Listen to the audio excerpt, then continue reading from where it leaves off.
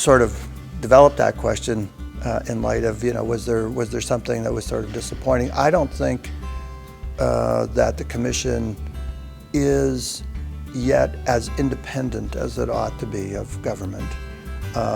That's been a long-standing issue. And the budgetary process of the Commission is also something that we had spoken of in our report, but I think something that still needs to be sort of further looked at. The issue of how effective can the Commission be is, of course, tied to money.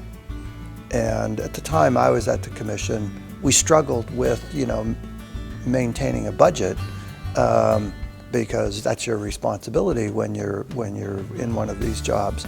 But at the same time, if you have cases that are going to boards of inquiry and you have to hire lawyers and so on and so forth, you necessarily are going to incur costs. So that remained a sort of struggle, I think, that we had.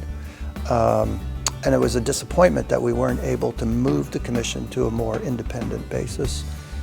Saying that, I'm not suggesting that the government directly interferes in the work of the Commission. In my 5 years at the Commission, that was never the case. And it's probably the case that the people who work at the Commission and the people who are appointed to the Commission, they would be relatively immune to pressure anyways. I'm a tenured professor, so how are you going to pressure me? And so I think, is there sort of everyday pressure from the government? Don't look at this or don't look at that. No, that's not the case. Is there a perception that there might be on the part of the public, given that you're not a freestanding, independent organization? You're still within labor and so on and so forth. Yeah, I think probably that's true.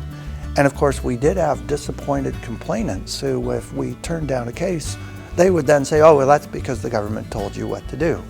So you kind of leave that open for people to be cynical about the Commission because it doesn't have that kind of independent status, right?